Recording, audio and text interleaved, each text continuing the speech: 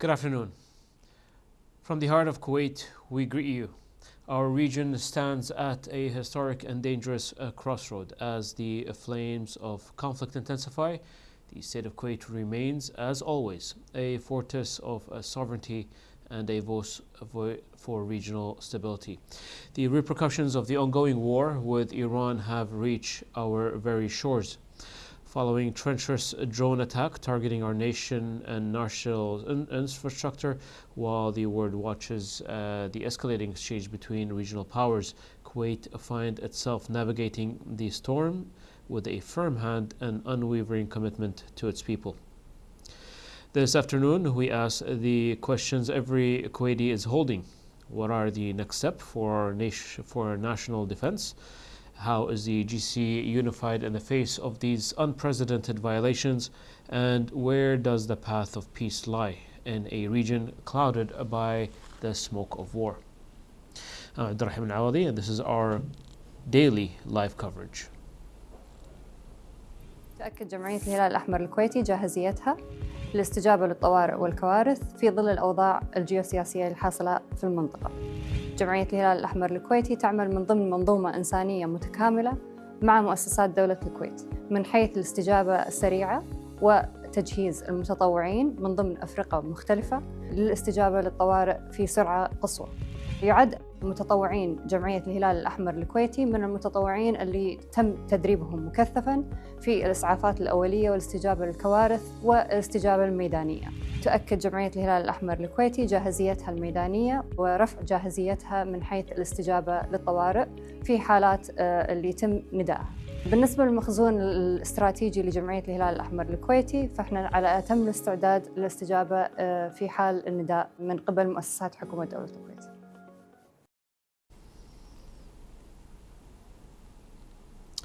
Over the past 24 hours, the Gulf hasn't seen a pause, but a continuation. Interceptions are still happening, alerts are still active, and the region remains on edge. Defense systems across the region remain engaged, reflecting a sustained level of tension that shows no clear sign of easing. As tensions continue to escalate across the Gulf, Kuwait is navigating a moment defined by heightened alert, not escalation on paper, but real pressure in the background. In the past 24 hours, there have been no officially confirmed interceptions announced. However, the country remains on elevated readiness following a recent targeting of critical infrastructure, including key ports. The absence of new strikes does not necessarily indicate calm. Instead, it reflects a state of anticipation where defense systems remain active and alert. Across the Gulf Cooperation Council, activity has continued within the same 24-hour window. In Bahrain, defense system remained active with limited aerial threats intercepted, while Qatar continues under heightened alert status without confirmed new impacts in the past 24 hours. In Saudi Arabia, additional drone interceptions were recorded within the past day, especially in strategic areas. The pattern remains consistent, small scale but repeated drone activity, indicating continued pressure rather than a shift toward large scale missile escalation within this timeframe. In the United Arab Emirates, air defense systems were activated over major cities, including Dubai, with interceptions reported against incoming aerial threats. These incidents were accompanied by audible explosions resulting from interception operations, confirming real-time engagement rather than precautionary alerts. At the center of these developments remains the Strait of Hormuz, a key pressure point where even indirect threats quickly translate into global concern over energy security and trade routes.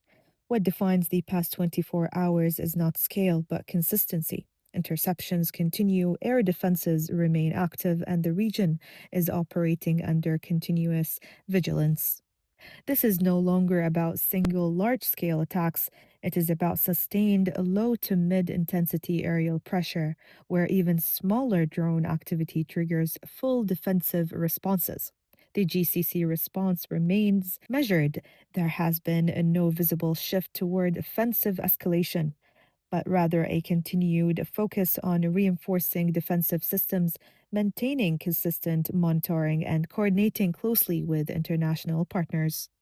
At the same time, diplomatic messaging continues to emphasize containment, with a clear effort to prevent the situation from expanding into a wider regional conflict. Economically, even this level of activity is enough to keep markets sensitive, especially in relation to shipping routes and energy flows. The psychological impact is also significant, as interceptions over populated areas are not only military events but public ones. The Gulf is far from stable. The past 24 hours reflect a region operating under consistent readiness where escalation is ongoing. For Kuwait and the wider GCC, this remains a waiting phase, but not a calm one. As international concerns grow over the widening regional conflict and its humanitarian and economic consequences, attention is increasingly turning to Geneva, where the United Nations is facing mounting pressure to move beyond statements of concerns toward more effective diplomatic and relief action. With rising displacement, deepening economic losses across Arab states, and continued threat to regional stability and global trade, key questions are now being raised about the UN's ability to respond at both the political and humanitarian levels. At the same time, debate is intensifying over the role of United Nations institutions in monitoring violations, coordinating emergency relief, and maintaining credible aimed amid competing international pressure. Now, joining us live from Geneva is our correspondent Dina Abi Saab. Dina, welcome. Now, the United Nations Assistant Secretary General reported that more than a month-long conflict has already cost Arab economies over 186 billion US dollars. What specific emergency measures is the UN discussing in Geneva to mitigate this unprecedented regional GDP loss? Yeah, thank you for having me now.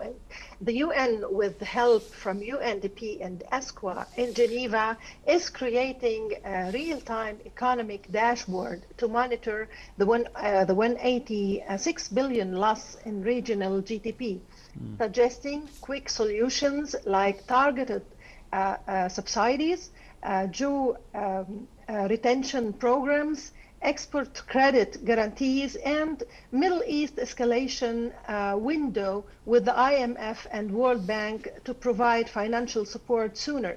Geneva-based agencies are also designing neutral flag, what is known as neutral flag logistics corridors, and bonded transit routes to reroute essential goods away from the conflict axis, and in this way, they are trying to mimicking the Black Sea Grain Initiative logic.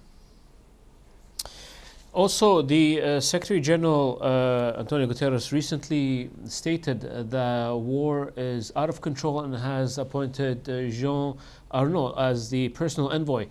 Does this appointment signal a shift from general condemnation to a more active UN-led mediation track hosted in Geneva?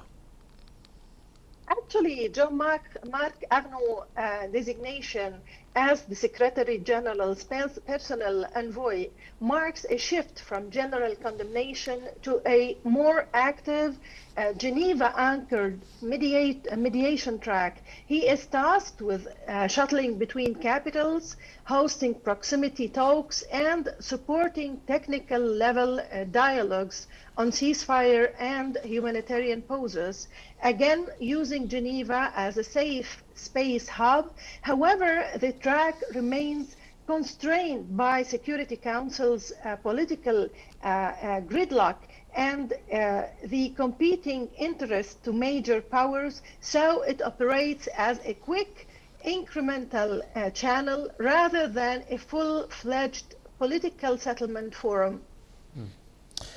Now, also, Dina, following the adoption of Resolution 2817, which demands an end to strikes against neighboring countries not involved in the conflict, what is the United Nations mechanism for monitoring and reporting these specific violations in real time?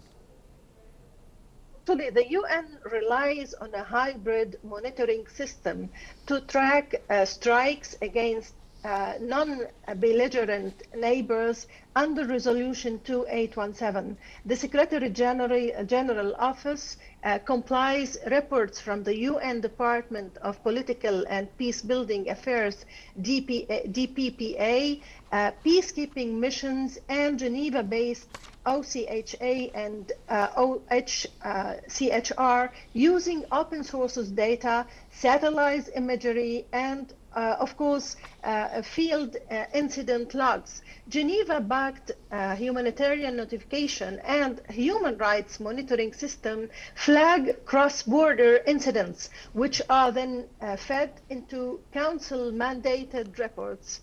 Limited technical verification groups may be convened, but full real-time forensic monitoring is hampered by political constraint and states' reluctance to grant independent access. And also, with the United Nations warning that the closure of the Strait of Hormuz is choking the global supply of fertilizers and fuel, are there any Geneva-based initiatives currently working to decouple essential trade from the military theater?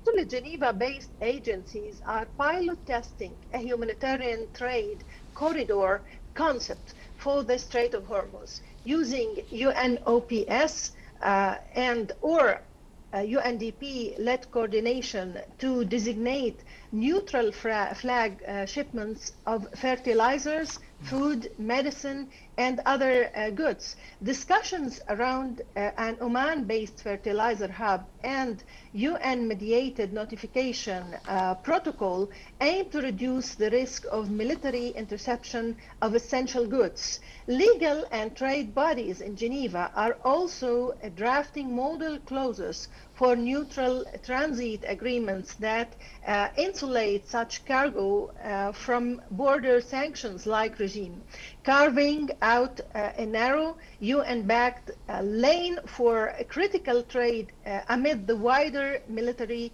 choke points. Also, Dina, I would like to ask you more about the human rights issue. There is growing debate in Geneva about the Human Rights Council holding selective urgent sessions.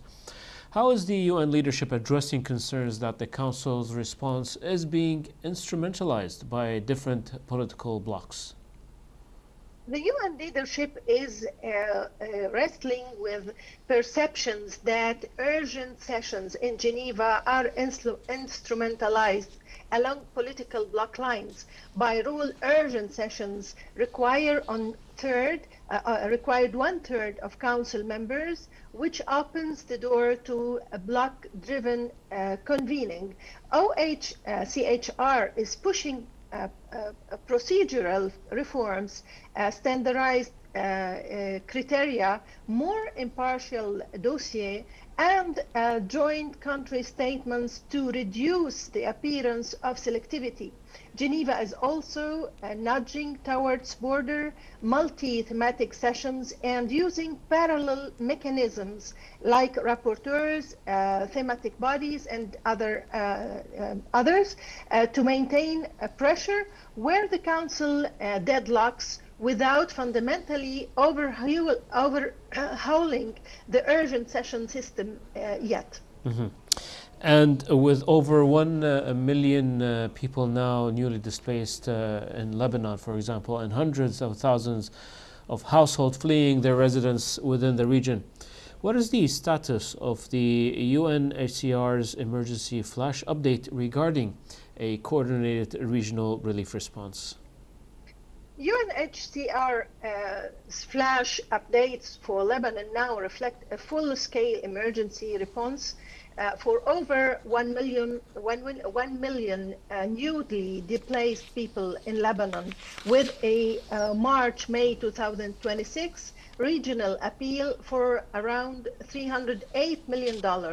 Geneva coordinated a mechanism mechanisms in general integrate UNHCR, IOM, WFP, and UNICEF data to map displacement, shelter needs, and protection gaps in near real time. Pre-positioned supplies in regional hubs, including Lebanese warehouses, allow rapid redistribution, but funding shortfalls and prioritization dilemmas between urban-rural camps and nationals, refugees, and immediate versus long-term needs remain acute. And Dina, before we let you go, any points you would like to share with us? The UN response is now a multi-track effort anchored in Geneva: economic, shock mitigation, and John Arnold's mediation push, limited monitoring for cross-border strikes, and humanitarian trade corridors to keep essential goods moving. The Human Rights Council is trying to balance credibility with political pressure, while UNHCR-led relief scale up faster than funding can keep pace, making Geneva a coordination hub within the tight constraint of member state politics. Our correspondent Dina Abisla from Geneva, we appreciate your update. Now let's take a quick break and we'll continue with our live coverage. توجيهات مباشرة ومتابعة حثيثة ومتواصلة من قبل مجلس الوزراء ووزيرة الشؤون الاجتماعية الدكتورة أمثال الحويلة، سارعت وزارة الشؤون إلى وضع الخطط المسبقة التي تهدف من خلالها إلى المحافظة على مستويات المخزون الاستراتيجي من السلع المواد الغذائية والاستهلاكية، ولضمان سلاسة وسهولة تدفقها إلى الأسواق التعاونية. قامت وزارة الشؤون ممثلة بقطاع التعاون بتشكيل 6 فرق ميدانية بواقع فريق لكل محافظة، وذلك للمتابعة اليومية للتأكد من كفاية المخزون الاستراتيجي. إن هذا العمل هو ثمرة تنسيق وتخطيط مسبق مع جهات الدولة المختصة التي وضعت لضمان استدامة الأمن الغذائي في مختلف الأوقات، ودامت الكويت بحفظ الله ورعايته.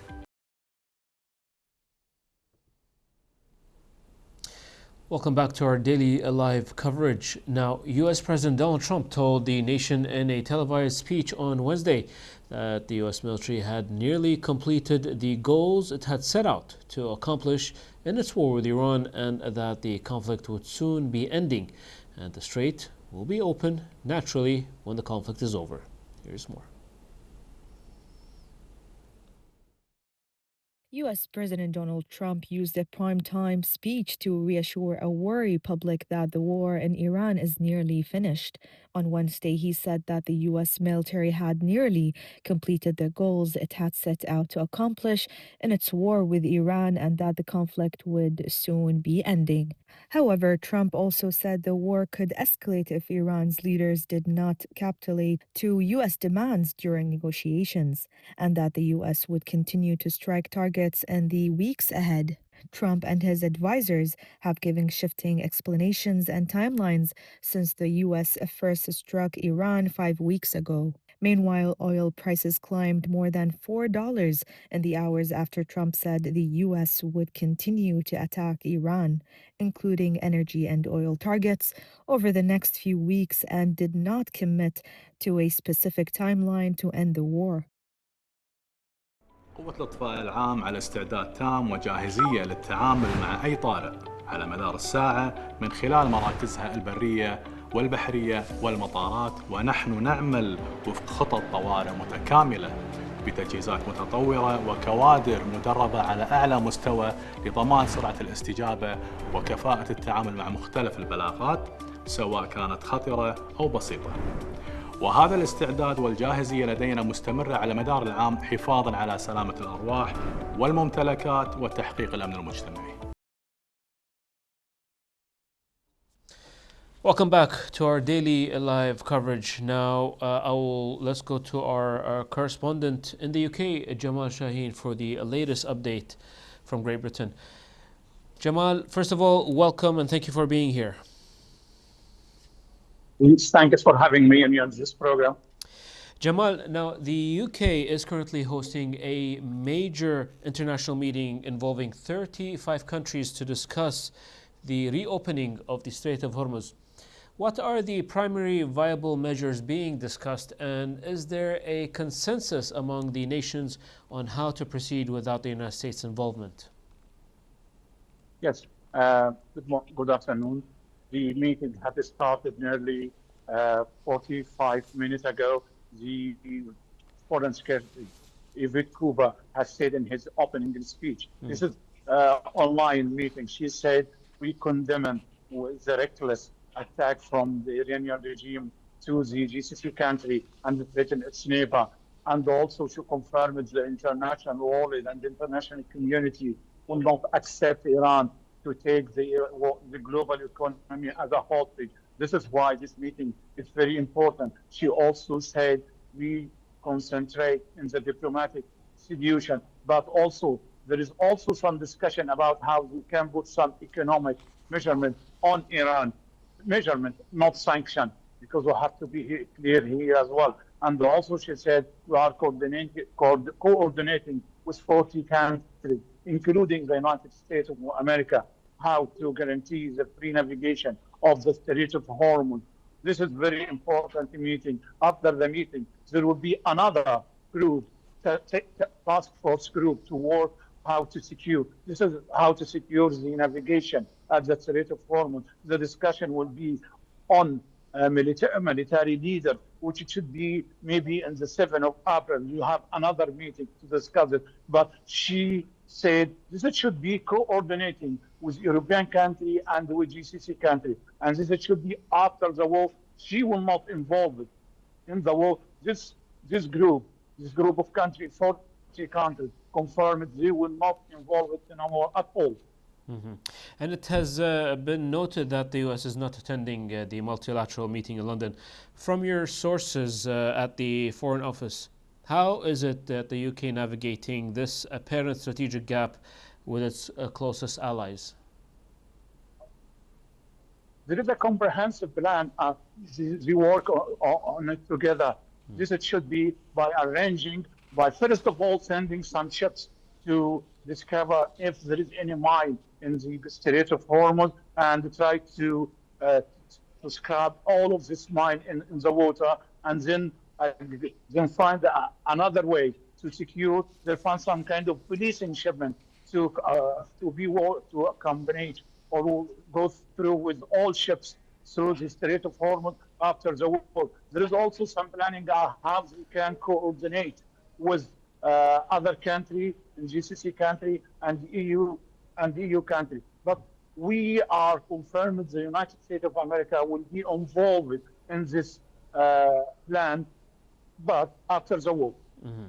Now, also, Prime Minister Keir Starmer recently stated that the UK will not be drawn into the war, emphasizing that this is not their war. How is this stance being received by the British public, and does it limit the UK's ability to influence situations on the ground? This is Prime Minister Keir Starmer tried to keep a balance between the international and internal affairs. From one of the perspectives, if he will share in the war, it might be lose the local election in the coming month, next month, sorry. But in the same time, 59% of the public are supporting Keir Starmer not to involving in this war. But in the same time, the huge pressure and the huge negative impact in the UK economy, in the petrol and the other costs of living, has a huge pressure as well in Keir Starmer to find a way. The more this war is continued, the more Keir Starmer and his position as a prime minister is in danger, because there is also some people said, yes, why not we involve it and share with the United States to finish this very quickly. But there is here, the prime minister said there is no legal frame to share in the war. But in the same time, the United States is one step in the war and one step not. The United Kingdom is the only European country who, one of the European countries who give access and facility and granted facility to one of its military bases, which is very important in the American action and the American war against Iran. Like, for example, they granted them the access to use Diego Garcia base and also to use British military base in England, which will enable the bomber B-2, the American B-2, to attack Iran without needing to refuel or fuel again, which is very important in the logistic war. Even if there is like a controversy in political issue, but still the cooperation is very high. Yes, there is some, another people said, and behind me, the UK Parliament, they have last Friday, there is a security and strategy committee recommended to the UK and all of EU countries to find a solution and to find the other way instead of United States. If the United States will not share in NATO to defending the European strategy and to defending the European security. This is all options are in the ground. But don't forget also we can take into account the army leader here in the UK. He said all things under review, even not to involve in the war is under review, and United Kingdom is very high active in defensive military operation to defend the sky of GCC country and also the military interest and the military base for the UK and the region. Now, Jamal, to go back to your point earlier about one of the viable measures that being taken by the UK is to go to the Strait of Hormuz and navigate for mining. Now, the Prime Minister directly linked the conflict in Iran into a rising cost of living in Britain. How can you explain the closure of the strait is impacting UK's economy today, specifically regarding energy prices and the new measures introduced this week? This is very simple. The economic data confirmed what you said. The most important thing is here is the Bank of England, which has a plan to lower the interest rate. In last meeting, they said no, we'll have another plan. Maybe we will raise the interest rate. The inflation, which is flat for 3%, it might be go up for 3.5% if the war was continue for another 2 months. Was the second quarter of this year. They expect it to be nearly 4%. At the same time, the food industry union said yesterday the food inflation by the end of this year, because of this war, will be 9% or higher. Also, the Economic Institute for Social and Economic Affairs had a report last 3 days and confirmed the gas price and the energy price will be higher from 15% to maybe 45%. This is some indication how this situation has a huge impact here in the UK. Not only some pump stations have a shortage last couple of days. There is no oil for the car. Now we'll focus on diplomacy. Prime Minister Starmer mentioned that British military planners will meet to marshal capabilities. What is the specific mandate of these planners, and are they preparing for escort mission, as you mentioned earlier, or a post-conflict clear-up operation? What the UK is trying to do by hosting all of this nation online, and then there is another meeting, is to try to find a legal framework to make it like they have international mandate to go there. They will not accept Iran to have the world economy as a hostage. They try to find a legal frame and also go to the United Nations and say, this is what we have. We have to do this in a legal way, not a legal way. This is very important for the United Kingdom. But this is not the position of United Kingdom alone. This is the position of United Kingdom, France. If we take into account what the French President Emmanuel Macron announced an hour ago, there is no there is no way to go to war or send our troops there. We have to find a way and a solution to guarantee the free navigation at the Strait of Hormuz peacefully and after the war. This is one of the main mission. Even the Foreign Secretary Victor Kuba confirmed in his remark opening speech of the meeting today, we will work through diplomacy. That's interesting. Is there a specific role that London expects Middle Eastern allies to play in this British-led initiative? The common ground here between the UK and its European ally, there is no solution, there is no diplomacy, there is no any solution without GCC countries, because they are on the ground, they know what's going on. This is the only solution should be coordinating with GCC countries. There is no other way. This should be also organized with the United States and also to try to find agreement frame with Iran to find a way after the war is ended, because they are working in the second day of the war to find a solution. This should be Iran will guarantee the freedom of the free navigation, will guarantee it will not attack any its neighbor countries again. There is no any plan to allow to Iran to have a nuclear weapon program or long missile program which is threatening GCC country. There is a huge discussion and the common ground here. We have to degrade its capability to threaten its neighbor country.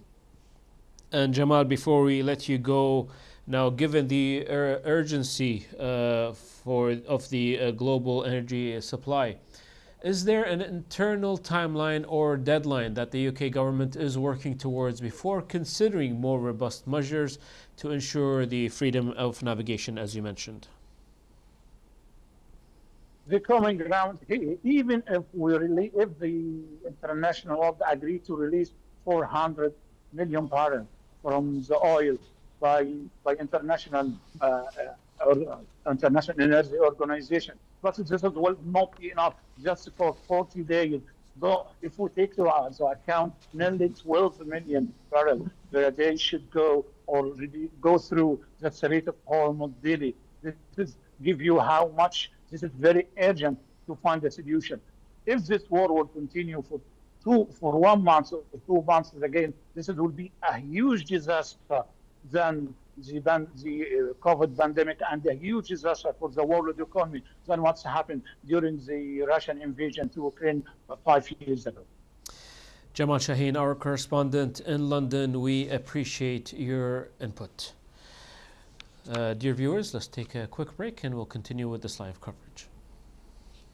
تؤكد وزارة الكهرباء والماء والطاقة المتجددة بأن عمليات توليد الطاقة الكهربائية وتحلية المياه تسير وفق الخطط التشغيلية المعتادة، وتؤكد الوزارة على جاهزيتها التامة للتعامل مع أي طارئ من خلال خطط متكاملة تتضمن الإجراءات الواجب اتباعها لاستمرارية الكهرباء والماء.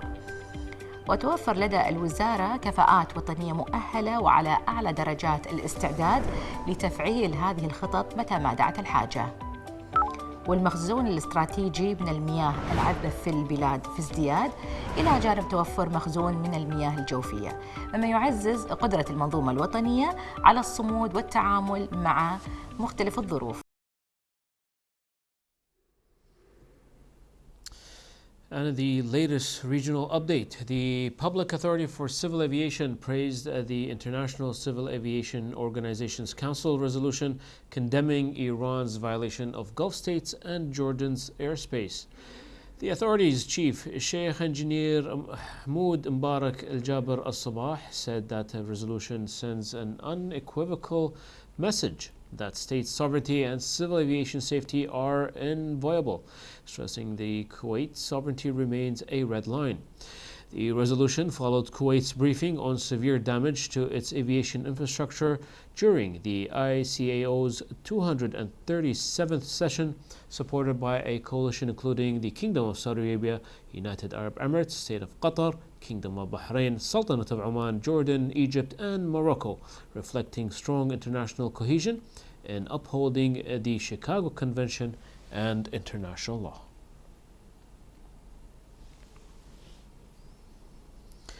The Kingdom of Bahrain's UN Ambassador Jamal Al Ruwai'i said Iranian brutal attacks on regional states are a key priority during Bahrain's presidency of the United Nations Security Council.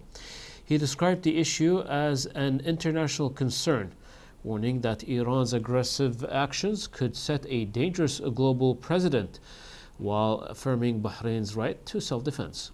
He also highlighted a draft resolution on the Strait of Hormuz to secure navigation, alongside other priorities including the Palestinian issue, Lebanon, and the cooperation with the League of Arabs.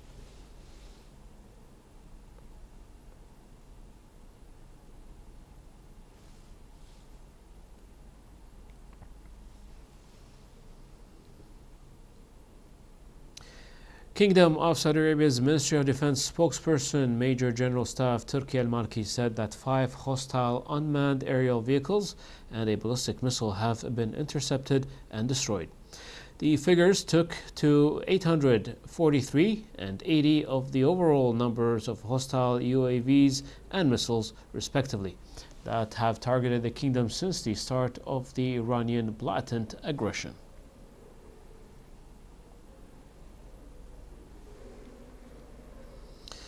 Authorities have responded to an incident in the vicinity of Khalifa Economic Zone in Abu Dhabi that occurred due to a successful missile interception.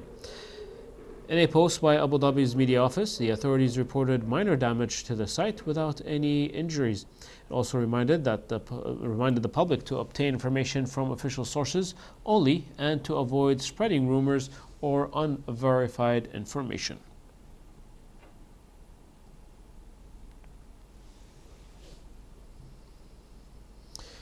United Nations Under-Secretary General for Humanitarian Affairs and Emergency Relief Coordinator Tom Fletcher has spent the past 2 days in Lebanon witnessing the severe humanitarian impact of the ongoing conflict. Fletcher met with the Speaker of the Parliament, Nabih Berri, where discussion focused on the urgency of the situation and the increasing strain on national systems. Humanitarian needs in Lebanon are rapidly increasing and continue to outspace available resources. The United Nations has emphasized the urgent need for additional funding to sustain and expand life-saving operations. Killed and dozens injured on Wednesday in an Israeli occupation airstrike south of Beirut. The Lebanese Ministry of Health reported that 7 people were killed and 26 injured in Israeli occupation strike on the El Jannah area south of Beirut. At dawn, Israeli occupation artillery shelled the outstrikes of the towns of Shaqra, Wadi al-Saluqi, al-Mansuri, Majd al-Zoun, Wadi al-Hamra, Hamul, and the area surrounding Dubai Castle. Sirens were activated in those areas according to the Internal Security Command, with no reports of casualties or damage. The total death toll from Israeli occupation attacks on Lebanon since March up to Wednesday has risen to 1,318 dead and 3,935 injured. The Emergency Health Operations Center of Lebanon's Ministry of Public Health reported that 125 of the deceased were children and 429 children were among the injured. The report also noted that 53 healthcare workers have been killed, with 137 injured, and that 5 hospitals have been forced to close due to attacks and threats.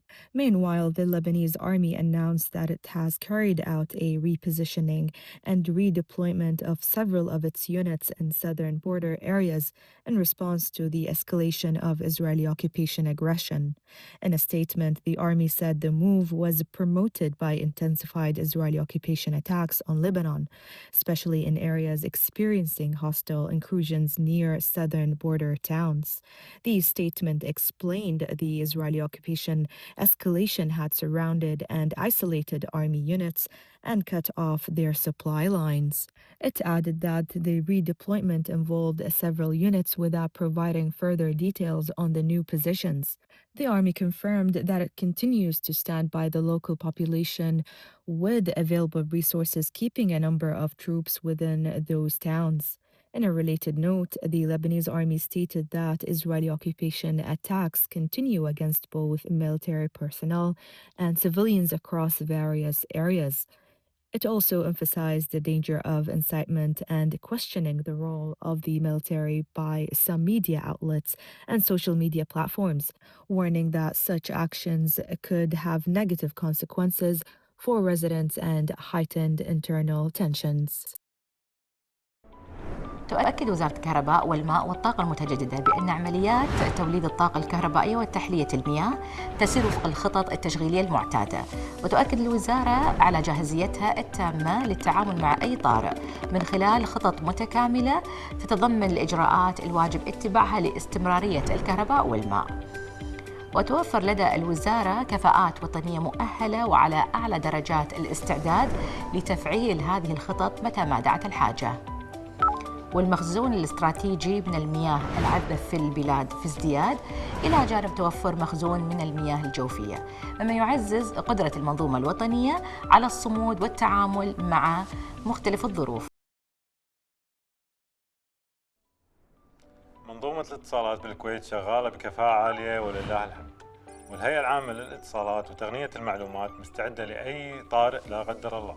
في ظل التوترات اللي تمر فيها المنطقة فعلنا خطط الطوارئ وعززنا التعاون مع الجهات المعنية عشان نضمن استقرار الخدمات الرقمية وسرعة الاستجابة لأي مستجد.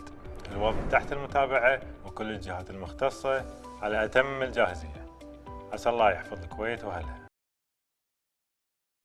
الحرس الوطني قادة وقوات دائما على استعداد وجاهزية تامة لحماية الوطن بالتعاون مع زملاء السلاح في وزارتي الدفاع والداخلية وقوة الإطفاء العام، وتقديم الدعم والإسناد لكافة جهات الدولة خاصة في أوقات الأزمات والطوارئ. ونسأل الله أن يحفظ وطننا الكويت من كل مكروه في ظل قيادته الرشيدة. في ظل الأوضاع الراهنة، معكم اليوم وزارة التجارة والصناعة المعنية في ملف الأمن الغذائي. اليوم نطمنكم بأن الوضع التمويني مستقر تماما ولا يوجد أي نقص في المواد الغذائية الأساسية. كذلك حركة الأسواق طبيعية والسلع متوفرة في نقاط البيع والمخازن بشكل منتظم. إنتاج المياه في المصانع المحلية مستمر على مدار الساعة لضمان تلبية احتياجات الجميع. سلاسل الإمداد تعمل بشكل طبيعي وسلس ولا توجد أي عوائق في تدفق السلع إلى الأسواق، كما أن الأسواق المركزية وجميع نقاط البيع تعمل بشكل طبيعي، والجمعيات التعاونية تواصل نشاطها المعتاد دون أي تأثير. ونؤكد على الجاهزية الكاملة لخطط الطوارئ مع استمرار فرق الرقابة التجارية في متابعة الأسواق ميدانيا بشكل يومي لضمان استقرار الأسعار وتوفر السلع الأساسية فيها. لذلك اليوم احنا نطمنكم ونبشركم بأن الأمور طيبة إن شاء الله ويحافظ الله. الإدارة العامة للدفاع المدني على استعداد تام وجاهزية عالية، ونعمل وفق خطط مدروسة ومحدثة باستمرار لمواجهة أي طارئ، ونتابع مع الجهات الحكومية كل ما يخص احتياجاتها لضمان استمرار نظام سير العمل وعجلة الإنتاج وسير الحياة الطبيعية. ونقول للجميع سلامتكم أولويتنا. منظومة الاتصالات بالكويت شغالة بكفاءة عالية ولله الحمد، والهيئة العامة للاتصالات وتقنية المعلومات مستعدة لأي طارئ لا قدر الله. وفي ظل التوترات اللي تمر فيها المنطقة فعلنا خطط الطوارئ وعززنا التعاون مع الجهات المعنية عشان نضمن استقرار الخدمات الرقمية وسرعة الاستجابة لأي مستجد. الوضع تحت المتابعة وكل الجهات المختصة على أتم الجاهزية. عسى الله يحفظ الكويت وأهلها. تؤكد جمعية الهلال الأحمر الكويتي جاهزيتها للاستجابة للطوارئ والكوارث في ظل الأوضاع الجيوسياسية الحاصلة في المنطقة. جمعية الهلال الأحمر الكويتي تعمل من ضمن منظومة إنسانية متكاملة مع مؤسسات دولة الكويت من حيث الاستجابة السريعة وتجهيز المتطوعين من ضمن أفرقة مختلفة للاستجابة للطوارئ في سرعة قصوى. يعد متطوعين جمعية الهلال الأحمر الكويتي من المتطوعين اللي تم تدريبهم مكثفاً في الإسعافات الأولية والاستجابة للكوارث والاستجابة الميدانية. تؤكد جمعية الهلال الأحمر الكويتي جاهزيتها الميدانية ورفع جاهزيتها من حيث الاستجابة للطوارئ في حالات اللي يتم ندائها.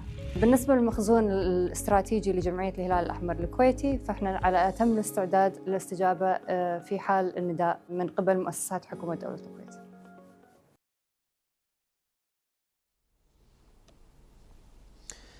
Welcome back to our daily live coverage. Now, from oil and gas market to inflation expectation and interest rate decisions. The ripple effect of the Middle East war are becoming increasingly visible across the global economy. With energy supplies under pressure and markets on edge, the situation is forcing a coordinated international response to manage what could become a prolonged economic shock. As the war in the Middle East enters its second month, the global economy is now facing one of its most serious stress tests in years. In an unprecedented move, the heads of the International Energy Agency, the International Monetary Fund, and the World Bank have announced the formation of a joint coordination group aimed at responding to what they describe as one of the largest energy supply shocks in modern history. The conflict sparked by war on Iran on Feb 28 has since spread across the region, disrupting energy flows, destabilizing supply chains, and pushing global markets into volatility. Oil, gas, and fertilizer prices are already rising, while key commodities like aluminum, phosphate, and helium are facing supply pressures. But the impact is not evenly distributed. According to the three institutions, the shock is highly systematic, hitting energy importing nations, especially low-income countries, the hardest. And beyond energy, the ripple effects are now reaching food prices, tourism, and currency stability in emerging markets. At the same time, central banks are facing a difficult dilemma. Do they raise interest rates to contain inflation or wait for clearer signals to avoid triggering a slowdown? Because today, inflation is no longer just about numbers, it's about expectations. Policymakers are now trying to read the behavior of businesses, workers, and householders in real time to determine whether raising energy costs will spread across the broader economy. But measuring those expectations remains more an art than a science, and that uncertainty is raising the stakes for every decision. For now, central banks believe inflation expectations remain contained. But the longer this war continues, the greater the risk that those expectations begin to shift. And if they do, the world could be facing not just an energy crisis, but the early stages of a new global economic slowdown. جمعية الهلال الأحمر الكويتي جاهزيتها للاستجابة للطوارئ والكوارث في ظل الأوضاع الجيوسياسية الحاصلة في المنطقة. جمعية الهلال الأحمر الكويتي تعمل من ضمن منظومة إنسانية متكاملة مع مؤسسات دولة الكويت من حيث الاستجابة السريعة وتجهيز المتطوعين من ضمن أفرقة مختلفة للاستجابة للطوارئ في سرعة قصوى. يعد متطوعين جمعية الهلال الأحمر الكويتي من المتطوعين اللي تم تدريبهم مكثفاً في الإسعافات الأولية والاستجابة للكوارث والاستجابة الميدانية. تؤكد جمعية الهلال الأحمر الكويتي جاهزيتها الميدانية ورفع جاهزيتها من حيث الاستجابة للطوارئ في حالات اللي يتم ندائها. بالنسبة للمخزون الاستراتيجي لجمعية الهلال الأحمر الكويتي، فإحنا على أتم الاستعداد للاستجابة في حال النداء من قبل مؤسسات حكومة دولة الكويت.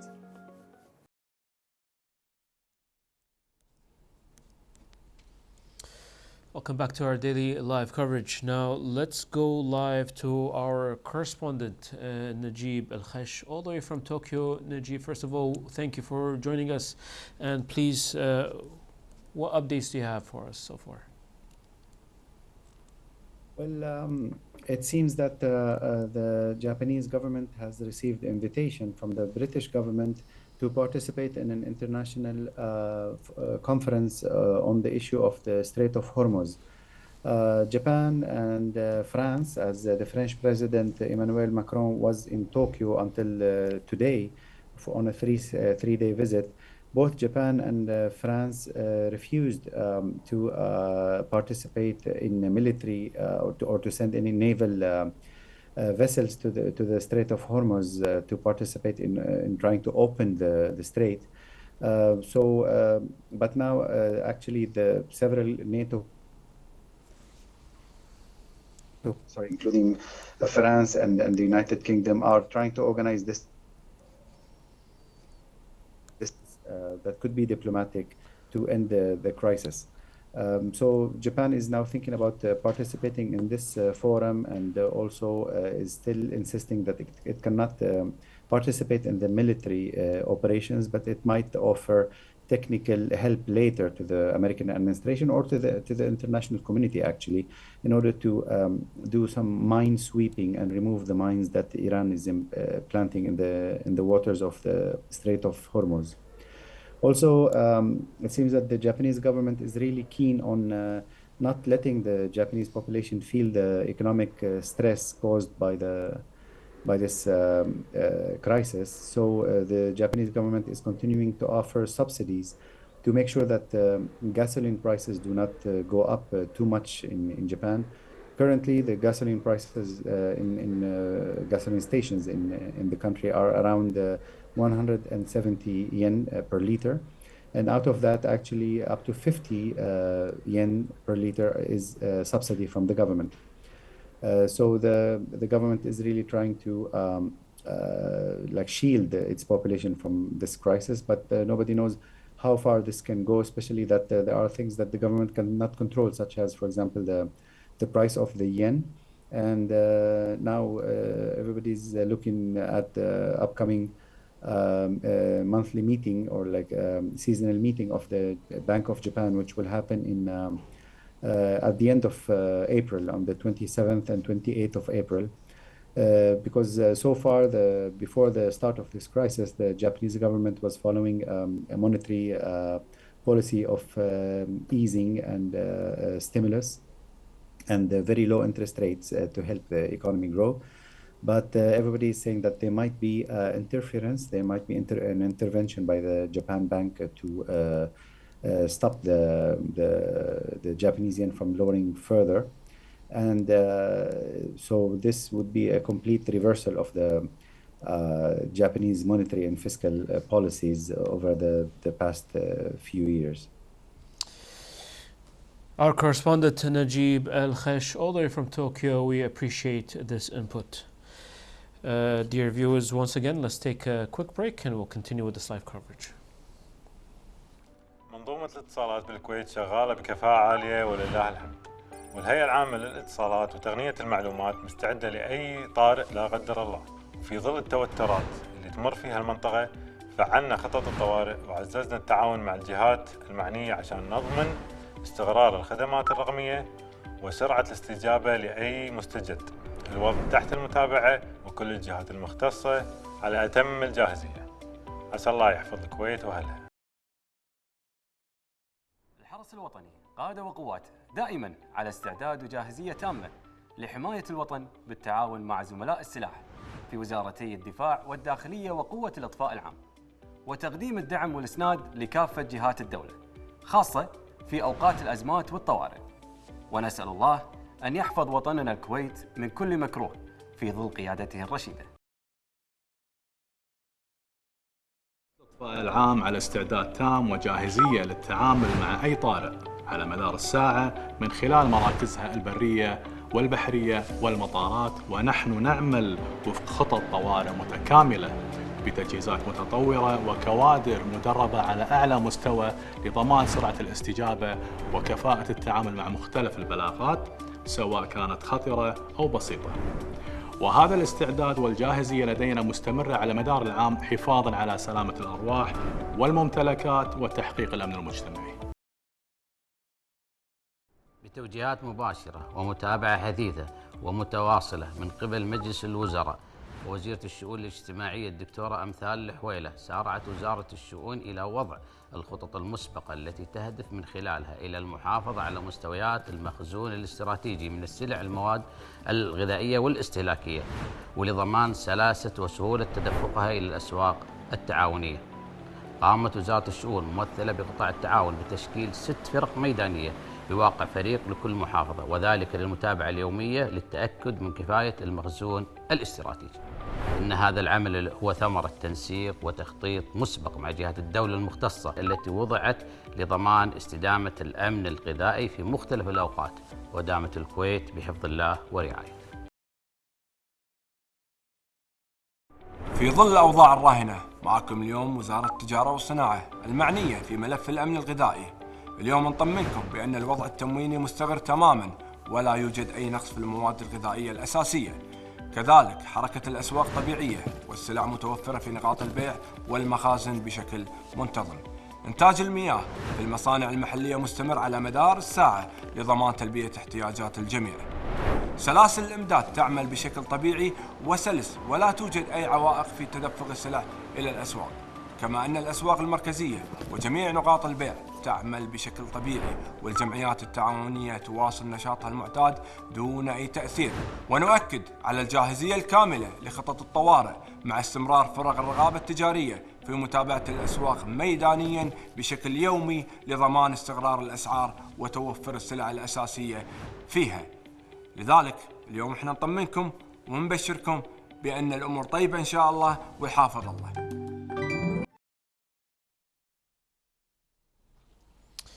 Welcome back to our daily live coverage. Now I would like to take our correspondent from Washington, Mr. Nabil Mikhail. First of all, good morning and thank you for being here with us. Thank you, sir. Thanks for the call. Now, what updates do you have for us today?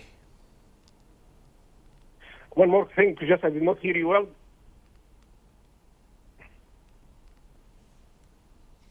Again, the question again, please. Nabil, is there any updates you have for us from Washington? Oh, yeah, we watched the speech by President Trump yesterday. That's very important. So he's now saying that the campaign, the military campaign, will last for 2 to 3 weeks and they will hit Iran hard. But at the same time, negotiations are going on, so that's very significant. This is the most updated thing so far that is available to us in Washington, D.C. What was the outcome from Trump's speech yesterday? Yeah, I mean, like say, this is basically what people are discussing.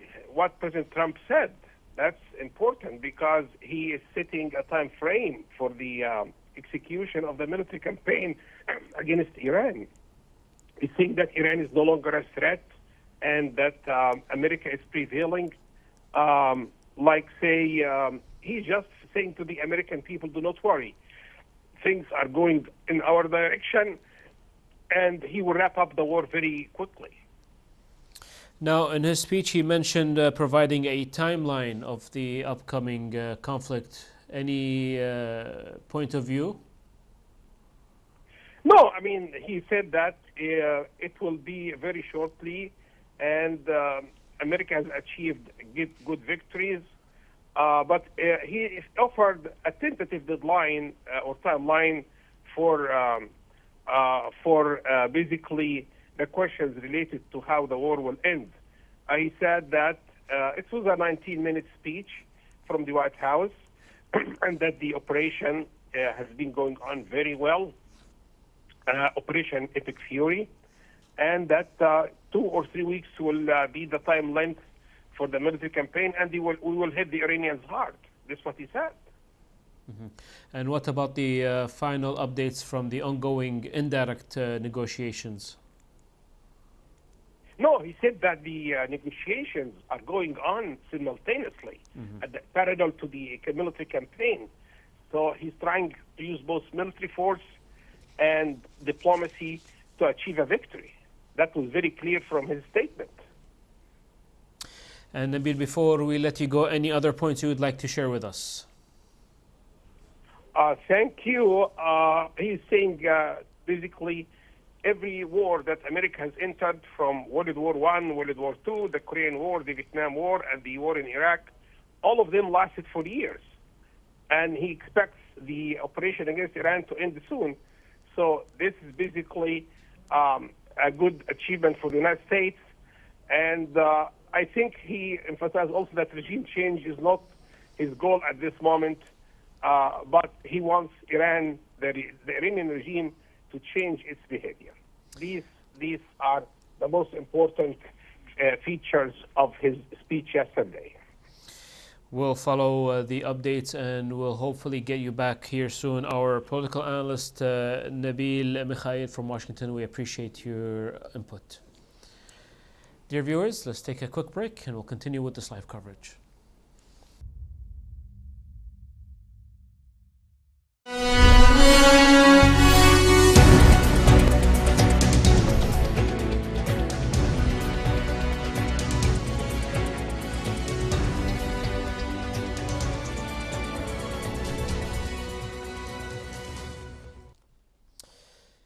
Good evening and welcome back to our daily live coverage, bringing you the latest update from Kuwait and from the region. Now, joining us in the studio is political analyst engineer Jassim Qabzar to provide deep insights into regional stability, GCC relations, and the economic impacts of this regional conflict. Engineer Jassim, thank you for being here with us. Thank you for the invitation. More than happy to be here and join you. Now, as an analyst, how do you assess the current escalation, and is it a localized conflict or a more of a witnessing fundamental shift in regional security architecture? From the start, it was meant to be localized, and for a short period of time,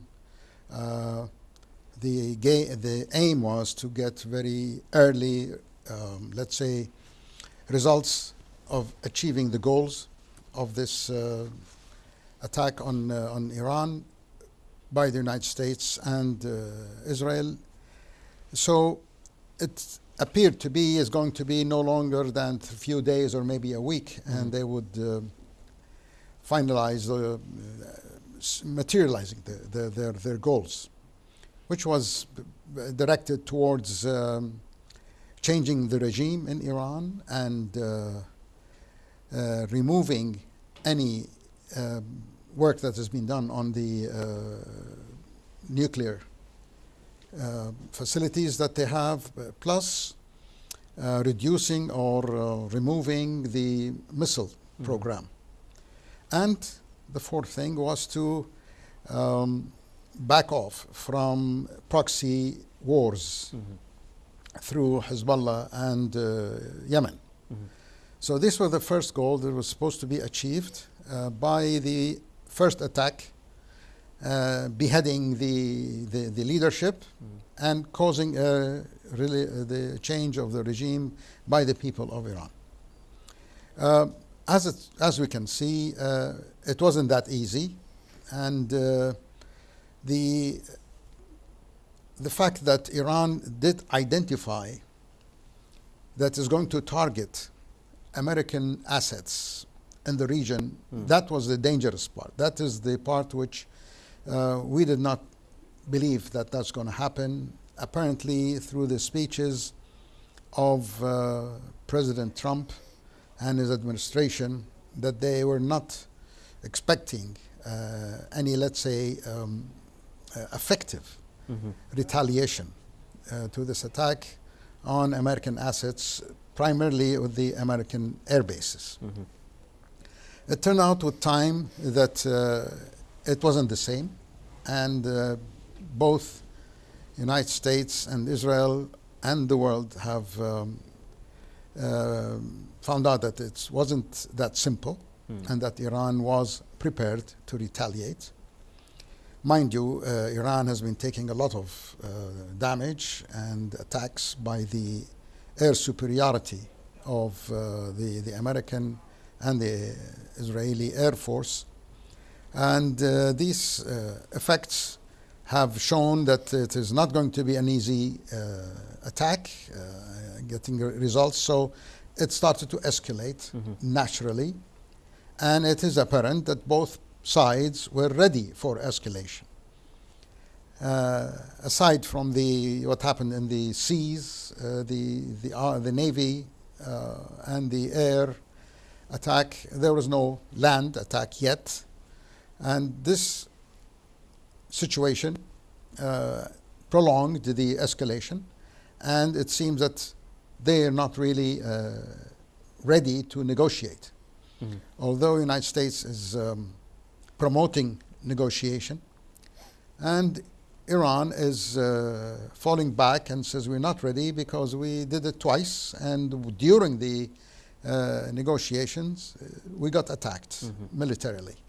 So they don't believe a third round of negotiation at the time is viable. And unfortunately, that leaves both parties going at head-on with each other. The collateral damage, or maybe even direct or indirect damage, is the Gulf nations, the Gulf region.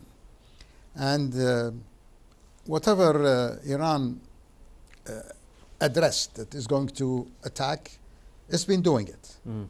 And in a way, there is some transparency, or there's some clarity in the case, and that gives us as people who are not involved in this, don't want to be involved, and we don't have the intention to be involved, we find ourselves that we are given warnings for the public to stay away from these areas which are going to be targets for the Iranian missile attack and drone attack. So, in a nutshell, we are today about 32, 33 days into this. Yes. So instead of being a few days, it's now 30 days, and we can talk later, but we can see how the if you effect don't it has. mind, Engineer Jassim, I would like to comment and maybe discuss a few points you just mentioned earlier. Yes. I don't believe we expected the prolongedness of this conflict. Yes, and I feel from the other side also stating they're in for specific objectives and they're out of it. But now the conflict is prolonged, and the effect of it is not only in this region, but it's affected globally. Exactly. So, do you feel this was actually anticipated, that it will take this long? Because you mentioned we're into the 33 days so far. It wasn't anticipated because it was obviously not anticipated because the United States was the one who started this attack, and it laid the ground for the basis of its attack and the time duration of its attack and the quality of the attack. So we, as not involved in any military involvement, felt that, okay, fine, it seems that this is going to be the case, and that is going to be decisive and, as we say, surgical attack. The fact that it did not turn out to be this way, with time, it became apparent that Iran was stating how it's going to retaliate. Its retaliation was not air-to-air or missile-to-missile policy. Their retaliation was on prolonging, spreading the amount of confrontation to the Gulf states under the reason that they are protecting American interests and they are American bases, so it was targeting these bases. And Iran's policy, now has become obvious, was to prolong and spread the problem and make it extend outside the region and go global. Okay, so this is the strategy which was not known, which was not understood. It wasn't pinpointed neither by the United States nor by the Europeans. Russia and China and North Korea were silent. India wasn't saying anything, which they represent the Eastern Bloc of the universe at this time. And the West is obvious, and we, as the Gulf cooperation countries, are stuck in the middle. So it has become now a state fact that this strategy is actually what Iran has been planning for, and it's maintaining its let's say, drive to continue on this line, no matter how much damage it's receiving. It has received a lot of damage in the fleet and submarines and also on ground. This relationship between these two countries is indicating that it's a matter of who can sustain pain longer than the other. Because it's painful for both, human-wise and financial-wise. Both are spending money. And it's like two fighters in a boxing ring, and each one is trying to see how much he can hurt the other until the other submits or falls. The nature of these two countries, the United States is far away, so the United States is going to be damaged as a country, but the countries, the allies, whether it's European or whether it's non-European, like Japan and India, they are being affected as an economical effect, not a military effect.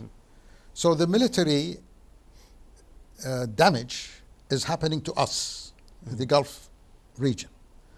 And we have become an easy target, and we were never prepared to be in the battlefield, because this is not our policy, never been our policy. We have always have been a very... It was clear in the beginning that Yes. Kuwait will not use any of its interest bases for attacks. Exactly. It was clear. All the Gulf states. Also, there is a bit of a contradictory message that comes out of Iran, and it's because you mentioned, it's interesting you mentioned the strategy of widening the conflict. If Iran's strategy is widening the conflict, the contradictory message that Iran sends out is it's only attacking American interests in the region. But as we've seen in the region, they've attacked civilian facilities, civilian infrastructure, lifeline facilities such as water and desalination plants, electricity grid has been attacked, aviation. Now, this sort of conflict of dragging in the Middle East or putting pressure on the Gulf region, I believe, and please elaborate furthermore, it's not a proper strategy for after the conflict is done. You are cutting ties with Gulf states that have no say in this war at all. I'm not involved in the strategy planning, but from the announcements which are made, Iran has said that I will retaliate on equal grounds. If you hit my desalination plants, I will hit yours. If you hit my infrastructure such as power stations, I will hit yours. If you hit my nuclear power generated stations, I will do the same. So it's a reaction to what the Americans and the Israelis are doing. But who's paying the price? We are, no doubt. We are. Iran is paying more than United States. Israel is a different matter. Israel is getting its share of damage, but United States itself, it is evident that the life of a soldier is very dear. So their type of attack, either from a distance or in a way that the American soldier is not confronting any type of military, let's say, involvement. Although now we're reaching a sort of very, very dangerous, I would say, stage where the United States is actually planning to do ground troops invasion of any sort and anywhere. It's not clear so far. Also, Trump's message yesterday was clear that he's planning on another military operation in Iran to finalize the conflict. So he has no choice. He has to continue his drive because the main goals which he started hasn't been achieved. They still Iran sending rockets and missiles. The regime is still there. The infrastructure hasn't been affected so much. Still they are hitting infrastructure compounds. So this whole matter is continuing mainly because you see, there's a problem that if United States is not attacking any infrastructure, Israel doesn't. So Israel drags the United States behind it with this. It's an obvious policy which is going on, and Israel is very vocal about it. It says, if you don't, I will. So, but Israel, it's obvious, Israel likes to see our nation, the Arab nations have always been against Israel. Destabilized. Yes. And our main resources to be damaged, because we will get hurt much more than Israel. Israel still has its west side. There's a Mediterranean, he has Turkey, he has other ways to get supplies, whether oil, energy, whatever it requires. But with this aggression, don't you believe that the Gulf stance, not the Arab, but the Gulf stance specific, grew stronger in the face of the adversaries? Of course. This is the time where national unity, whether it's in each state or as in totality, national unity is paramount, actually. And this is the time that we, as Gulf states, have to recalculate our political... Which clearly mentioned by our foreign minister a couple of days ago, yes, when he met with the Arab League and said the prospect of the Arab nation needs to be reconfigured, restructured. Exactly. Yes. My personal opinion, my personal take on this is that for many, until now, let's say until a month ago, we depended highly on the West to protect us, and we made continuous business. Our investments, our portfolios are all deposited in the West, Europe and the United States of America. Today, we are faced with a reality where our money outside is not helping the security of the country. It's not helping our power stations. There's no return of investment in that sense. Yes. Maybe financially, but physically, no, we are losing. My take on this is it's about time that the Arab, I'd like to say the Arabian Peninsula, from the Red Sea to the Arabian Gulf, us. Yes. We have to now decide that, okay, we do not want to disconnect the United States or the West, nor we want to disconnect with the East, whether it's Iran and its allies. We should act as a unified body where we have geographical, strategical location. We are the doorway between the East and West. Yes. We have two important commercial seas, the Arabian Gulf and the Red Sea. You have Hormuz and you have Bab el-Mandeb.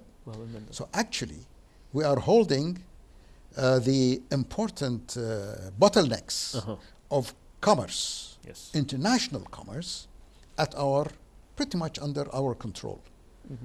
Okay, so it is now becoming evident Hormuz wasn't part of the whole deal. Okay, although at an earlier stage Iran did wave the flag that I'm going to close Hormuz, but it didn't appear to be as important and as has its own repercussions on the international commerce as when it actually became closed. Closed maybe not by physically, but it's closed by control. So Iran is controlling it through military actions. Dr. Jassim, Engineer Jassim, I want to discuss the Hormuz and the economic impact in a bit, but I want to go back to a specific point in the beginning of our discussion about the repercussions of the aggression on the Gulf. Now, when speaking on the impact on Kuwait, given our geographic proximity, what are the immediate strategic risks to Kuwait's sovereignty and domestic stability during the ongoing aggression? Being an engineer in background, and I have 50 years of hands-on experience in Kuwait. I've seen my country develop. I've been from the borders to the city of all sides, sea, air, and airport projects, sea projects, roads, and what have you. We have very vulnerable locations in our country. And it's not rocket science. It's open to the world. You go and see it through Google. You can see everything. So we have locations of our power stations, in our desalination locations, and our oil fields. Okay, and the oil industry. These are locations which, unfortunately, are a very easy target. Easy and open target, yes. Easy and open target. And because our nation has always been a peace-loving nation, we never thought that we should fortify these areas with immense amount of anti-rocket, anti-missile, anti-whatever military systems to protect them. So we are vulnerable, and now is no time. There's no time to prepare yourself for this. Unfortunately, I don't want to frighten our viewers. They don't have to hit a desalination plant. Iran, if it is just the water, the power, you cut the power, the desalination plants will not work. There's so much they can work on emergency electricity, but they cannot go on a long time. There's a grid prepared between the Gulf stations, water and electricity grid, so that in terms of, in case of there's an emergency, one neighbor supports the other neighbor. Which we've seen sometimes during summertime when there's Exactly. But now the whole grid is being hit. So we both, all the partners are in trouble, physical trouble. And alhamdulillah, until now, it hasn't reached to the degree where we completely lose our power stations or desalination plants. Not only this, there's a fact that has been lots of like a shadow on Kuwait and all the Gulf states, is that the degree of salt in the Gulf, in the Arabian Gulf water, has been increasing with time. Okay. Because for years and years and years, all these desalination plants are withdrawing fresh water, let's say less salty water, and burn it, boil it, and return salt into the water. Okay. So it takes less salty water and then disperses high salinity into the Gulf. And the degree of salt during life, let's say 40, 50 years, has reached a very, very high level that if we continue like this and we do not find other ways to get water, the salinity may reach a level that you cannot even desalinate it anymore. Okay. Okay? That's a very fact that we are facing with. And it's not talked about because it causes panic, actually, if you want to go deeper into this. However, in time of peace, where we thought of the grid, we thought of helping each other, it worked. Even sometimes we get some electricity from Iraq, and vice versa. We've been supplying them with electricity. The Kingdom of Saudi Arabia is in a better position because they have the Red Sea on one side. So the predicament that they are in is much less, maybe 30, 40%. They have more safety into their system than we do. So this situation, if it continues, hoping that Iran does not attack these very, very vital infrastructure locations. But the problem is not the United States, the problem is Israel. If the United States becomes lenient on this, becomes, let's say, a bit more humane about this, Israel does not allow it. And we've had some attacks happening where after 3-4 days, Iran said that I didn't do it, like the one that happened in Oman. Yes. Even the water, the oil industry in Saudi Arabia. 3 days ago, His Royal Highness Prince Mohammed mentioned that we found out that Israel hit at us. It wasn't Iran.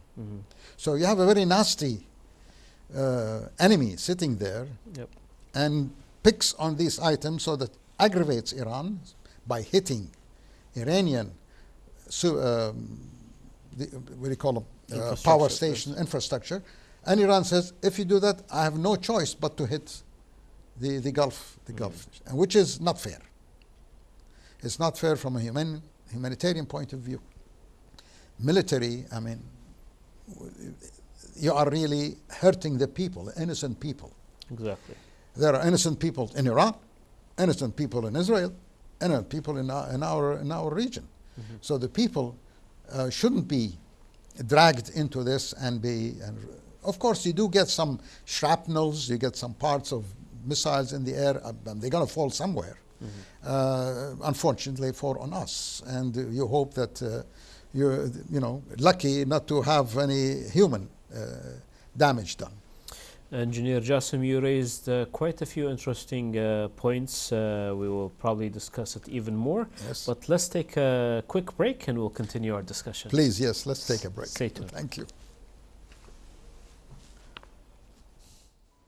تؤكد وزارة الكهرباء والماء والطاقة المتجددة بأن عمليات توليد الطاقة الكهربائية وتحلية المياه تسير وفق الخطط التشغيلية المعتادة، وتؤكد الوزارة على جاهزيتها التامة للتعامل مع أي طارئ من خلال خطط متكاملة تتضمن الإجراءات الواجب اتباعها لاستمرارية الكهرباء والماء. وتوفر لدى الوزارة كفاءات وطنية مؤهلة وعلى أعلى درجات الاستعداد لتفعيل هذه الخطط متى ما دعت الحاجة. والمخزون الاستراتيجي من المياه العذبة في البلاد في ازدياد، إلى جانب توفر مخزون من المياه الجوفية، مما يعزز قدرة المنظومة الوطنية على الصمود والتعامل مع مختلف الظروف. تؤكد جمعية الهلال الأحمر الكويتي جاهزيتها للاستجابة للطوارئ والكوارث في ظل الأوضاع الجيوسياسية الحاصلة في المنطقة. جمعية الهلال الأحمر الكويتي تعمل من ضمن منظومة إنسانية متكاملة مع مؤسسات دولة الكويت من حيث الاستجابة السريعة وتجهيز المتطوعين من ضمن أفرقة مختلفة للاستجابة للطوارئ في سرعة قصوى. يعد متطوعين جمعية الهلال الأحمر الكويتي من المتطوعين اللي تم تدريبهم مكثفاً في الإسعافات الأولية والاستجابة للكوارث والاستجابة الميدانية. تؤكد جمعية الهلال الأحمر الكويتي جاهزيتها الميدانية ورفع جاهزيتها من حيث الاستجابة للطوارئ في حالات اللي يتم ندائها.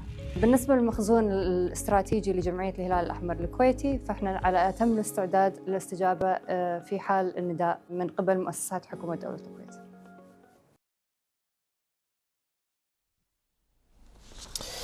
Welcome back to our daily live coverage. Still with me in the studio is our esteemed guest, engineer Jassim Qabazard, who's giving us insights on what's happening with this conflict.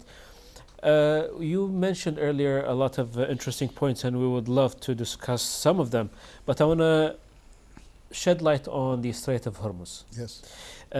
You have previously analyzed the economic impact of this waterway. Yes. Now, if the strait is fully obstructed by the conflict, what is the plan B for Kuwait in oil exports? We have no plan B. Saudi Arabia did prepare a plan B by putting a pipeline that takes from the east side of Saudi Arabia to the west towards the Red Sea. And that pipeline started with 3 to 4 million per day of oil. Yes. And it's gone up to 7 to maybe 10. That is not enough. It doesn't satisfy the need of the world. The Hormuz passes through with 20 million per day on a continuous basis. Yes.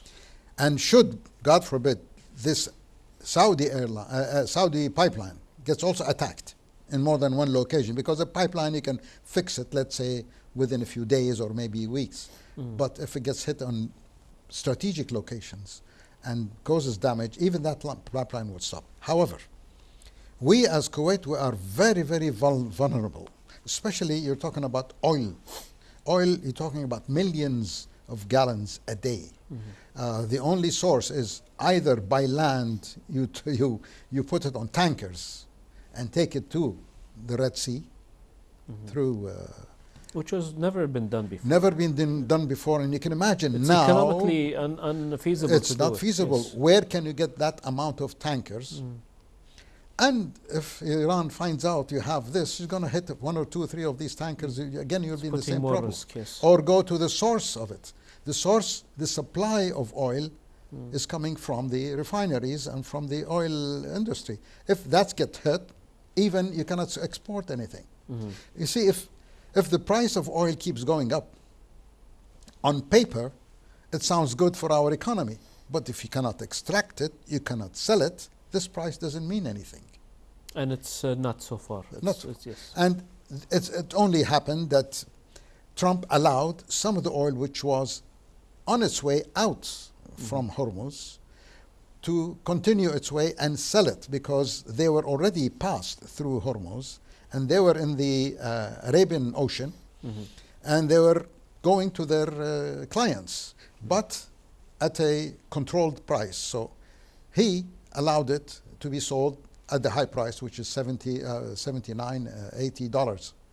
$80. This gave Iran some kind of a financial boost.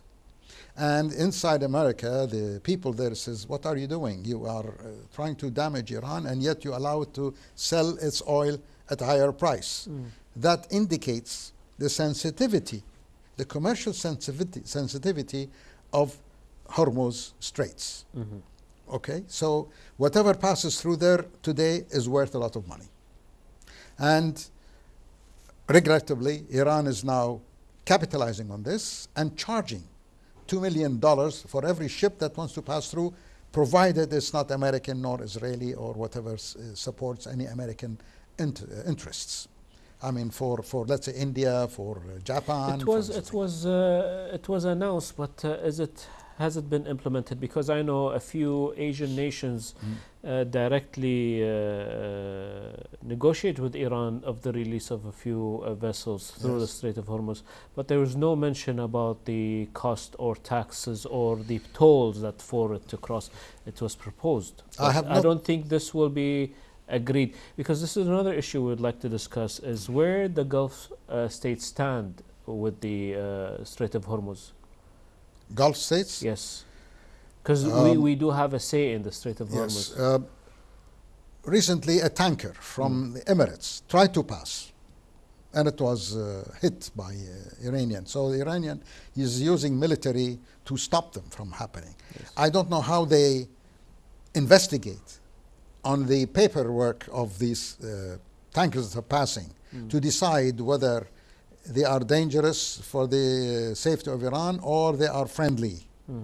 But there's a way that they're doing it, and it's been announced. I mean, I follow up my sources of news, not so much from the well-known stations. I go to the analysts, and analysts have plenty of time and freedom to speak. And when I hear to about 10 different stations, Arabic speaking and American or British speaking, I don't listen to Iranian channels because definitely they will be very biased, so there's no need to listen to or spend time, although I can understand what they say.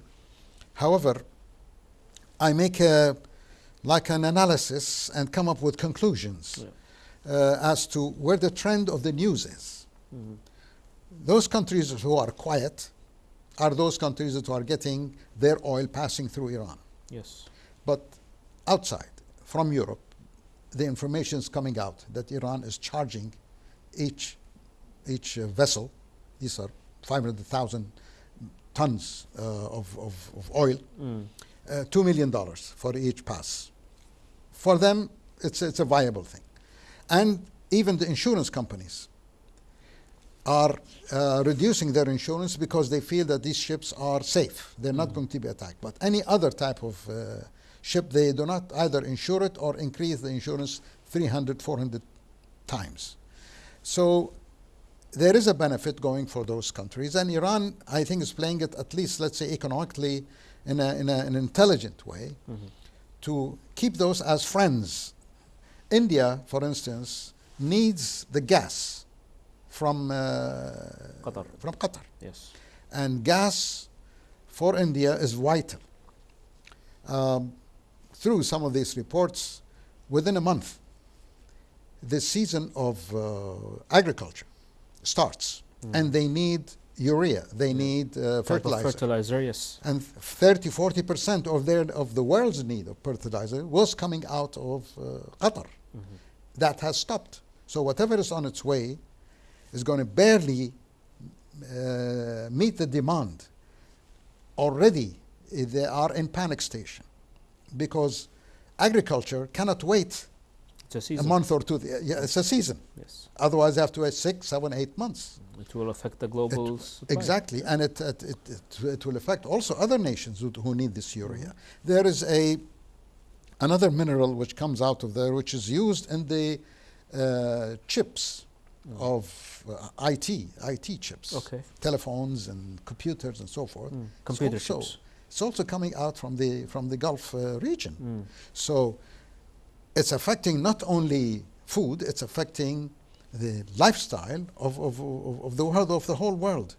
So it's these repercussions. The more the European and the people who are using these raw materials start to indicate and be vocal about fear, the more Iran becomes more strong, more controlling the flow of these raw materials so that it can create international pressure other than military on the world to find a way to stop this aggression on Iran. So that's the strategy now has become war. By the way, now there are some indications that we still haven't activated the Houthis at the Bab al-Mandeb. That's another stronghold, another strangling hold.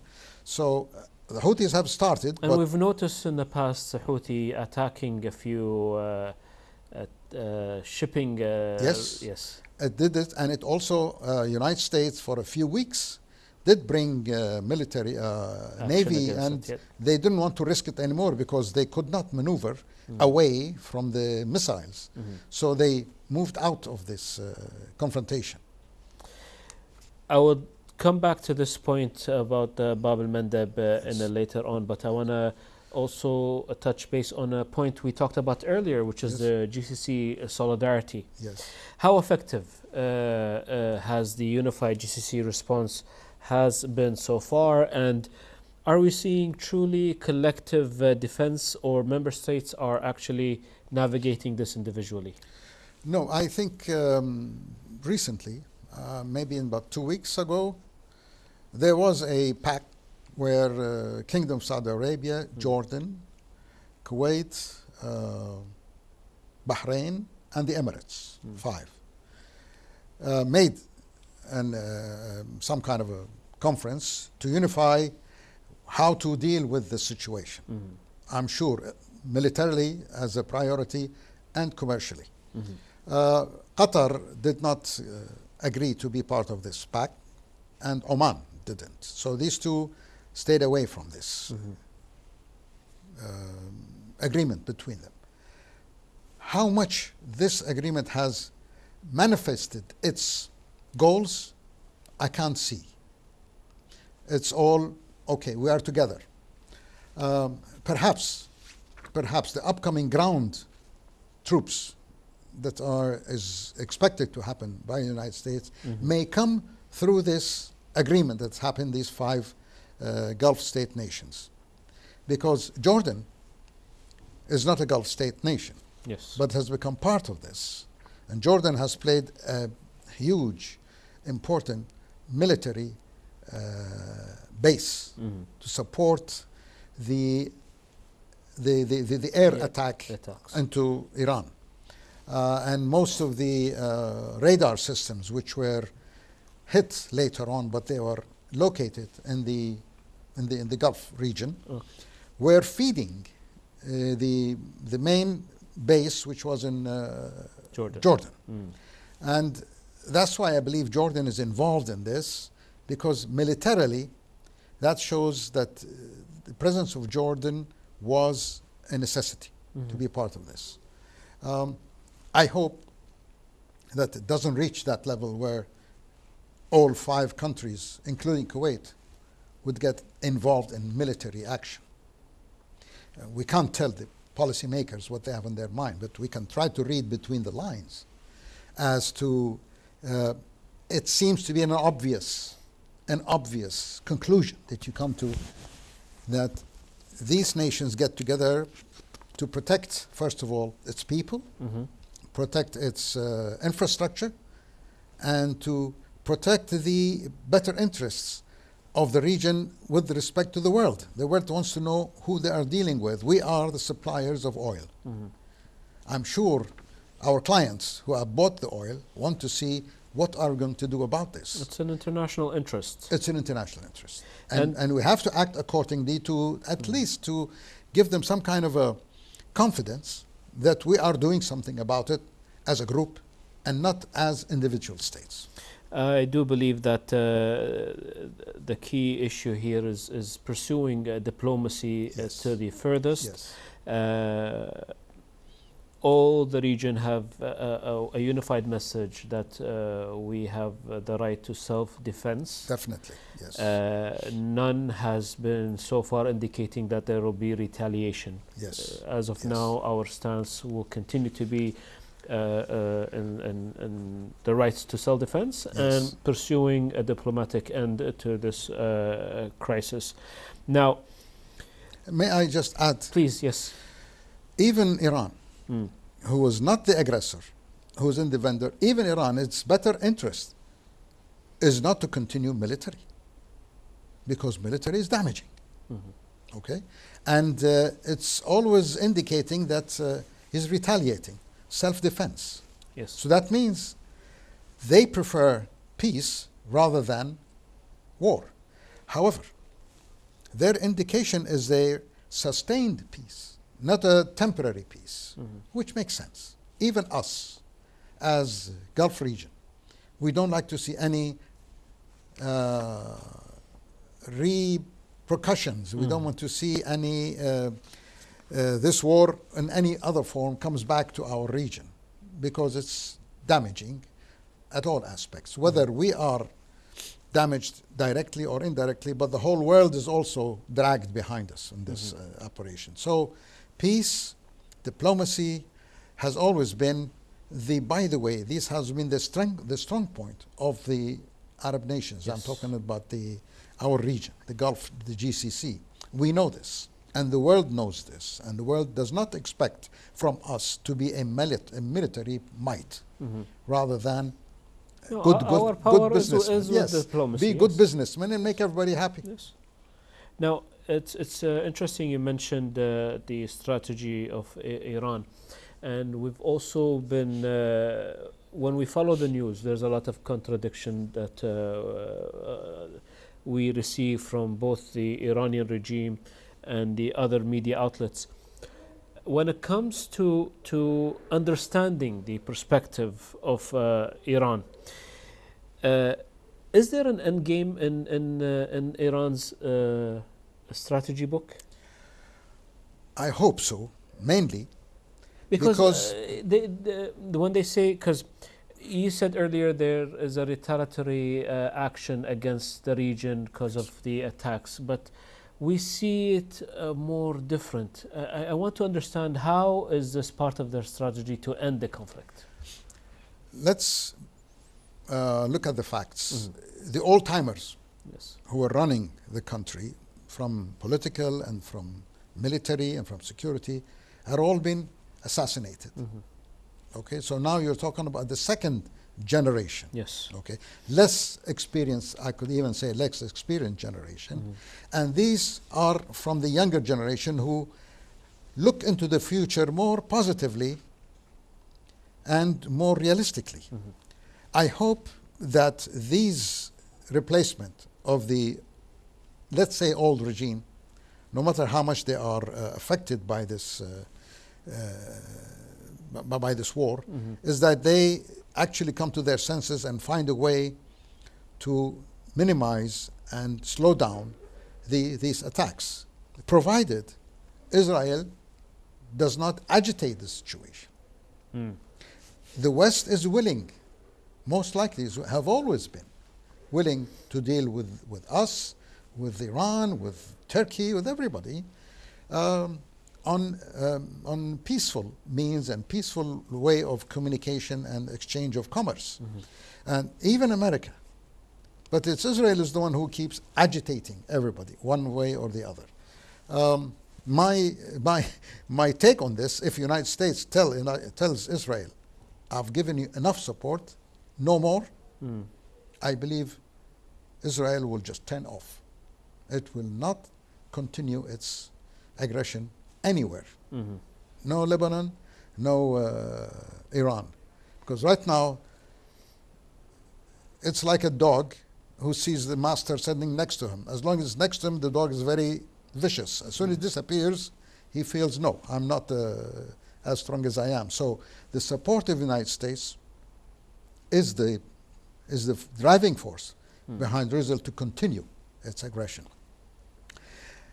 Recently, through the media that I follow, the politics in the United States, the pro-Israeli politics became so strong, they were waiting for this opportunity. So President Trump came the right person at the right time for the Israeli lobby in the Senate and in the House of Representatives, that all found it as the best opportunity to attack Iran and to spread their power in our region. Iran is not all what they're after. We are also under, I would say, under their wish to control us. Yes. Or at least control our resources.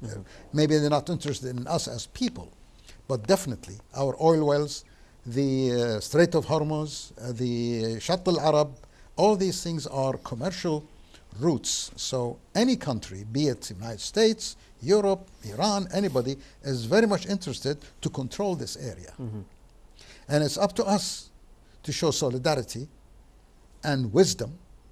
At the end, we are people and we can talk and we can make deals, and people are more interested to make political deals rather than military enforced deals. Therefore, the whole region right now, every day are becoming more and more important internationally.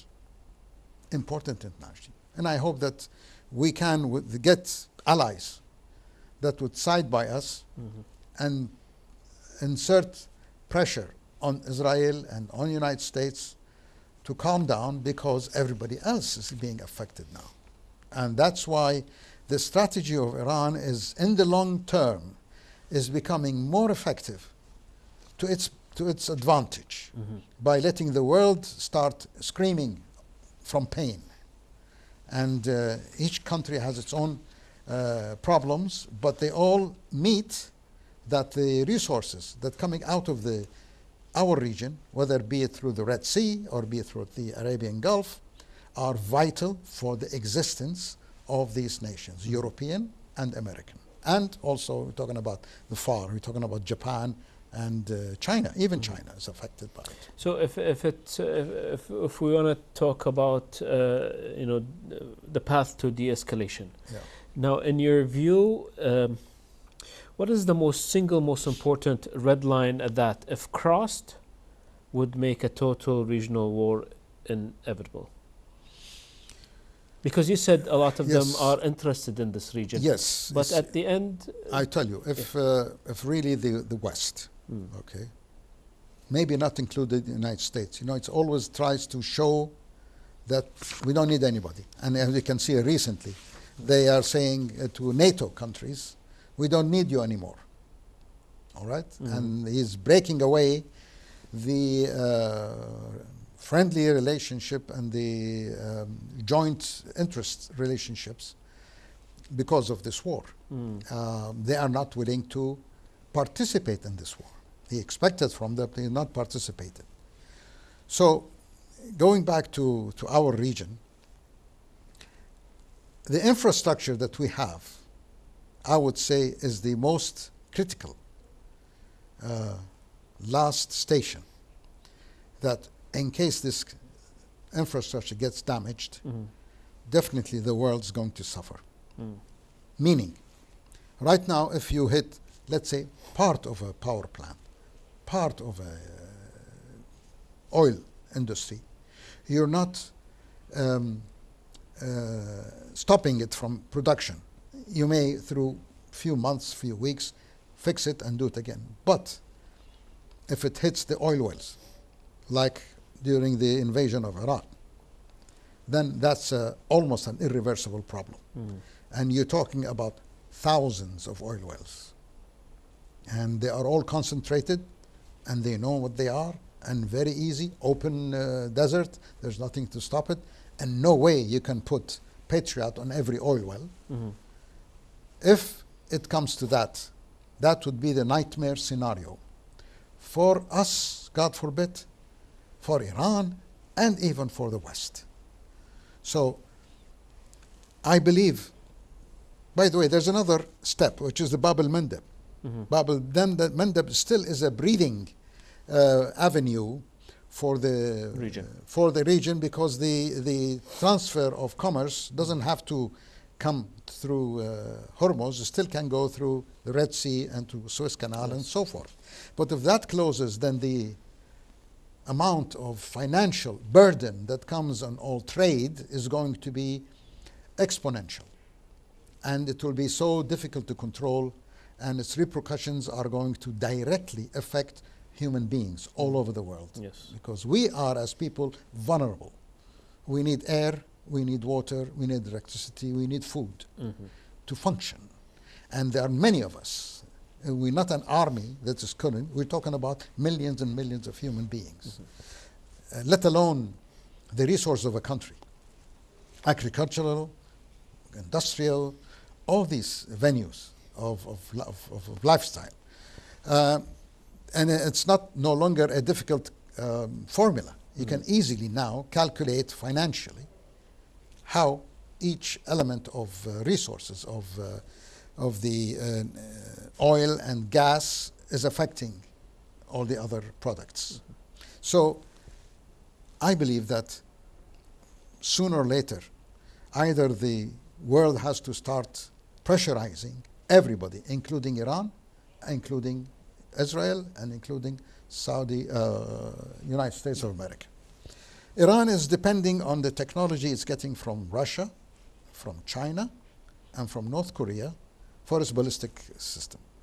It's obvious, because it needs satellites. It doesn't need the GPS, because GPS is controlled.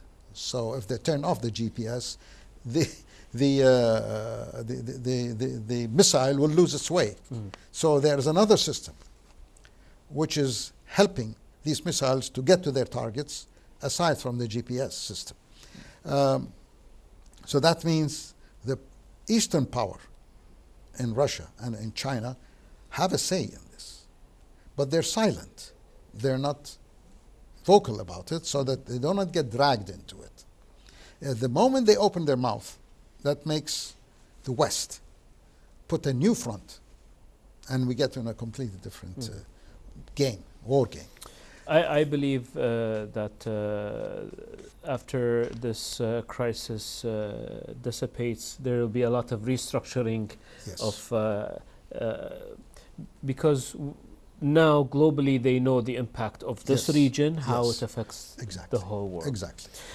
Engineer Jassim, it's always a pleasure to have you here with us, and we wish you come back again and help us review the daily ongoing in the region, because your insights are very helpful, and it opens up a lot of opportunity for discussions with you. I thank Allah, because I know, I studied in the United States, and I always educate myself. I never stop educating, no matter how old I get.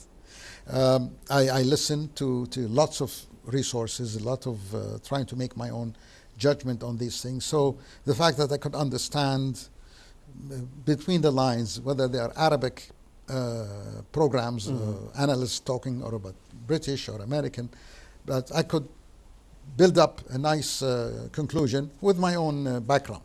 So Alhamdulillah on this, and I thank you very much for giving me the opportunity to share this information with you and with your respectful viewers.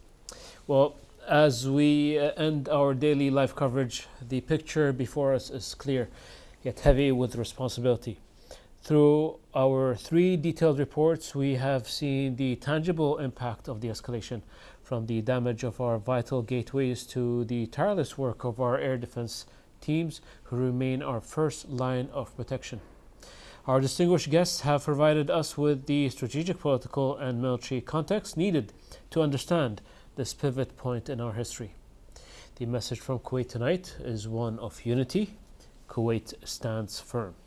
We are not merely observers. We are a nation that prioritizes the safety of its citizens and the sanctity of its soil above all else. We urge all our viewers to follow the official directive of the Ministry of Interior and the Civil Defenses. In times of trial, our strength has always been our cohesion and our trust in our leadership of this land. I want to thank our guests for their insights and our correspondent for their bravery. Most importantly, I want to thank you for joining us, and we'll continue to bring you around-the-clock updates as the situation develops. Take care.